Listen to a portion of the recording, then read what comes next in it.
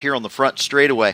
And push truck going to come around and get him shoved back in the pits. Then we'll line back up and get ready to turn him loose again here on the little quarter-mile bull ring in the swamp, the southernmost dirt track in the USA, the Hendry County Motorsports Park.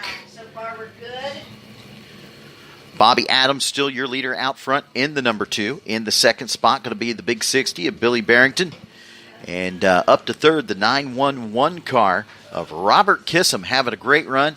And his buddy right behind him, actually, I'm going to wait for him to line up here. I don't think that's Billy Barrington in second. That's going to be the 46 of Daniel Bowman. Bowman making the long haul from Ruskin. Him and his buddy in the 911 making the long haul down the road. And the 55 machine of Dustin Childers making the long haul from Volusia. A lot of drivers making the long haul down here to the Hendry County Motorsports Park just for front-wheel drive, four-cylinder Gladiators. And 19 strong starting the race tonight, and a lot of money up for grabs. We told them, you support us, we will take care of you. Padding it through the field just nice. Green flag's out, we're racing. Halfway, Steve, halfway. Coming up off of turn number 2 and down the back straightaway. This time by going to be the halfway point battle for the third spot. Childers in the 55 machine down underneath the 911 car of Robert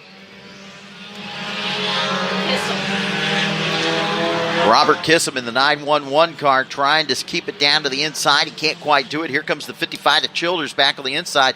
Good battle for the third spot. 3 wide down the back straightaway. Oh boy, meeting the sandwich. That's going to be the 62 machine.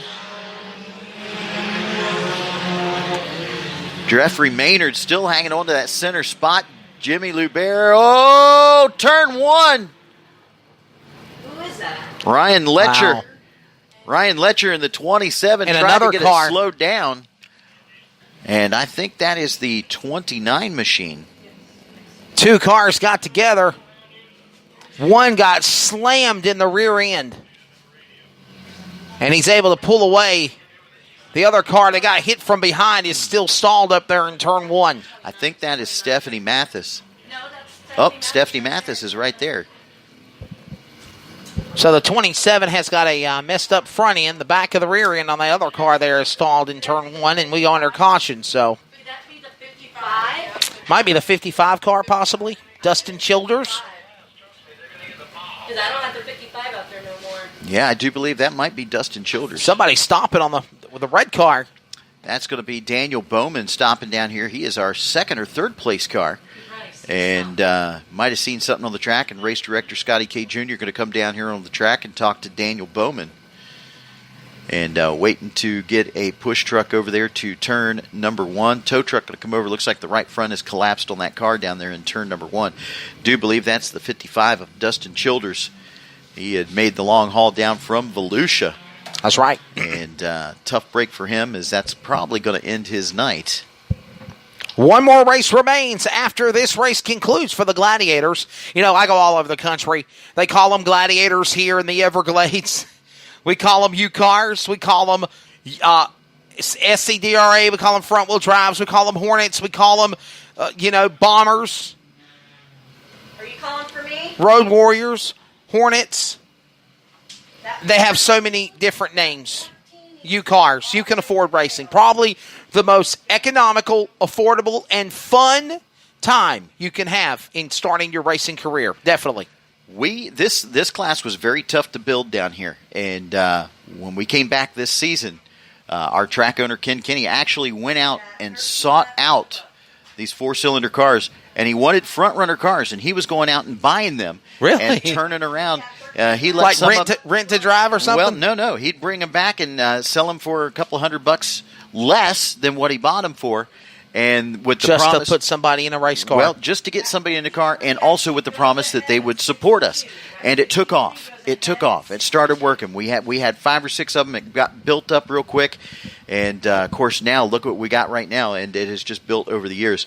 Now we're trying to start up a new class with some folks that do some demolition racing, and, of course, they're looking at the bubble cars, the 4.64s, which are, like your old taxi cabs and stuff like that. And we've started a 4.6 class, which is a bone stock class, put a 4-point cage in it, and you can't do nothing to the car. You know, one of the cool things I like, too, been watching, especially tonight, Ken Kenny, the promoter here of the Speedway, of the racetrack, he actually sitting in the grandstands. He's talking with fans, shaking their hands, meeting and mingling with folks. Not just one of those promoter kinds that stay in the office or stay in race control and stay in hiding. He comes out to the public. And I have to say, I think that's good about him. I find that impressive, definitely. He was up early today downtown LaBelle for the Swamp Cabbage Festival and the Swamp Cabbage Parade, and was down there handing out the 3x5 flyers and everything, walking around telling people about the races. I mean, he loves this place. It's very near and dear to his heart. A lot of people said he couldn't do it, and we definitely dug out of the Irma hole and got the water out of here and brought new clay in.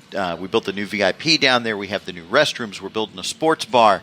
We brought in the brand new bleachers that are out here on the front straightaway. A lot has been done. There you go. Single file restart as we go back racing. Coming up off of turn number 4, that's going to be the number 2, Bobby Adams, leading it off of turn 4. Oh, my goodness. Ready for that restart here off of turn 4 now. Good race coming up off the corner. Your leader off my the goodness, pace. no. Off the he pace. cut down a tire. Look at the rubber flying through the air. He lost the tire, a bumper to boot. Look at this. That's because he hit that big old rut. Oh. And another car has gone up in smoke. We have got flat tires, but no, he did not. Oh, my goodness. It is not a flat tire. That is a right front tie rod broke on the number 2. He hit the rut. Our scores are saying he hit the rut. Jason, he hit the rut, and then he damaged the bumper. And then we got Cheech and Chong riding with the driver in car number 62 as he's gone up in smoke. Yeah, he hit that rut on the restart coming off of turn number 4, made it through 1 and 2, and when he got halfway down the back straightaway, that right front tire just caved in on him. Tell me I don't know about Cheech and Chong now. Come on now. Right front tire caved in on him, and the car slowed down. Then our third place car, the 911 machine, who I'm pretty sure is our points leader right now, Robert Kissam in the 911, just pile drived him, had nowhere to go, knocked the bumper cover off the back of the car. He hit that huge rut, and he was 3 wheels off the rut. Our scores have become announcers. We're just going to let them put the dang headsets on and call the action of what happened over there while they score the races. I really want to do that. I really want to watch how that would pan out. Because all you would hear is it would gasps. be like, here they come at a turn number 4, 25, 33, 44, 66, 21. They go on the back straight away. For those of you out in Radio Land, we do this old school down here. I was talking about that earlier. We don't have transponders. If anybody out there in Radio Land would like to donate some transponders and a whole system to the track, we really would appreciate it. That would be so awesome. And then you could follow us here every single weekend on Race Monitor. Race Monitor, baby. There you go. Yeah. Guy came up to me this morning and said, Hey, dude, I didn't get to see the sprint cars last night on Race Monitor. I was like, first off, there's no internet unless it's my internet because I have unlimited package with Verizon. Second is they don't have internet at the track. And thirdly, I don't think they don't have time in scoring. They hand score. I'm gonna make this real interesting. I'm gonna make it real interesting for everybody that's out there listening on the World Wide Web. Yes. If you go to your Google, you look in Southwest Florida. South Florida, just look down on your Google map, go down to what would be the southwest corner of Lake Okeechobee, look for Highway 80 and Highway 27 intersection. It's right at the corner. And then probably, I'm going to say about a mile, kind of straight back off the corner of Highway 80 and 27 on your Google map, you're going to see this little bull ring. I mean, it is in the middle of the swamp. We have orange fields to the south of us. We have got sugarcane fields to the west of us, sugarcane fields to the east of us, and cattle fields to the north. We are out here in the middle of God's country. And alligators and water moccasins in the infield. You found out about that Thursday night when you went running off. I'm going to go run across the infield of this nice track down. Oh, boy, it's quicksand. They said at the drivers' meeting this afternoon, they said, well, when we qualify, why don't we just put the cars in the infield? And it was like, you don't want to go in that infield. You ever heard of quicksand? That's a version that you definitely don't want to get stuck in. So, and you scared me. I mean, you're really telling me that there's snakes and gators? And I mean, am I really believing this hogwash? Seriously, I mean, like the 55 Dustin Childers. I noticed that, like, they have a perimeter. All the safety vehicles, everything. If you pull in, there's a perimeter. If you go in that grassy area, you're screwed. Yeah, if you're going in the wet stuff like happened to me. If you get down into the grass area, you are sinking. Yes, sir. Yep. And that's what happened to me. And I just kept running and running and running. Then all of a sudden, I'm wet. Uh-oh, I've ruined my shoes. I've still got my shoes messed up from that. I tried to clean them and everything. Mitch in our four-wheel drive Dodge fire truck over there. Yes, sir. And a few weeks ago, when we still were wet from the rain and everything, he got stuck. He got stuck. Wow. And that was it. Yep, we had to pull him out with tow mater, and it got a little sketchy down there, man. It was a little sketchy. We thought our night was gonna be over. It's like tomato without the tow. I'm tomato. We love some cars, don't we?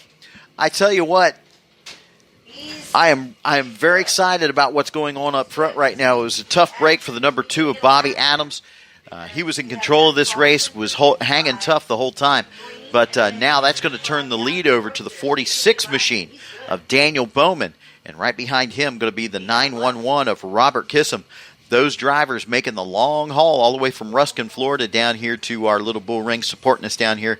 And right now they find themselves in first and second. Right behind them in the third spot, that is going to be the 43 machine of Keegan Adams. This is only his second time in the car and racing out here. And he is in the third spot. Driver pulling double duty tonight, back and forth. That is going to be the 53 of Billy Evans. He won the mini stock, street stock deal earlier tonight. Then behind him in fifth, going to be the 37 of Jimmy Lubert. That 55 was the first caution, and then when we came to green, that's when Bobby Adams broke. So he's not a lap. He's not a lap down. He's back on the tail end of the lead lap. We're back to green. So the 55, Dustin Childress, He's on the lead lap. He's on the lead lap. He is not a lap down. Down the back straightaway, the 46, Daniel Bowman, your leader, knocking on the back door, the 91 machine. Robert Kissam goes up to the high side. Bowman down low. Everybody else splits it coming off of turn number 4. Wow. So here comes the 46 leading off of turn 2 of Daniel Bowman. He's trying to hold off that emergency car of Robert Kissam. Jimmy Lubert, he was in the wall. Fifth. He was off the pace. Something let go on the right front of that car. He is slowed down the back straightaway. And there's the caution. Do we got a time limit? Right front flat on the 37 of Jimmy Lubert. The score says right. I'm about to put him on. Next caution in the race. Okay, we're stuck on this lap. Do we want to cut it?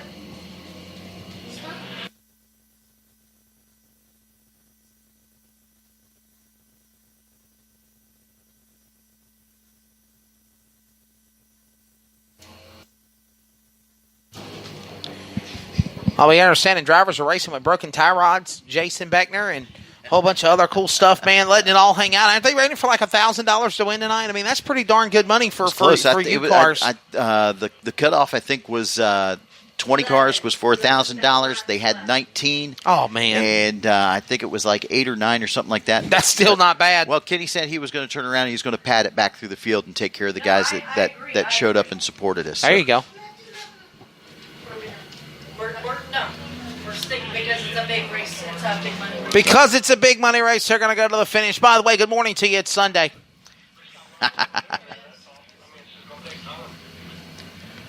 Daniel Bowman, it's your not leader high out noon, front, it's high back midnight. in the second spot. Going to be the 911 machine of Robert Kissam in the third spot. The only Adams left in the field, Keegan Adams, doing a great job. Right behind him, the 53 machine of Billy Evans. Green flags out. We're racing. Jason, only his second time racing. What lap are we on? Coming to 15. Lap 15 of 25. We've got 10 laps to go. Hopefully we'll take this thing to the finish. Out in front, Kissam on the outside. He'll go to the lead by half a car length over the machine of Bowman as they go into turn 1. Oh, we got trouble front straightaway. One car spins. Look out, don't knock out our victory lane boards. The 24, Richard Presley. Robert. Is it Richard? Richard Presley. You were about to say Robert Presley like the NASCAR driver. I was. I did that last week, and then it's like the scores are going, it's not. Robert Presley's in the track. Presley. We have a NASCAR driver in the Everglades. Hey, I'll tell you what, though, when I see you next year, I'm going to try to land at the airport to fly. I'm going to try to fly in. Can you fly big planes in at that airport? You can fly big planes in over There there. we go. I'm flying Wayne Davis next year. I'm going to tell you something kind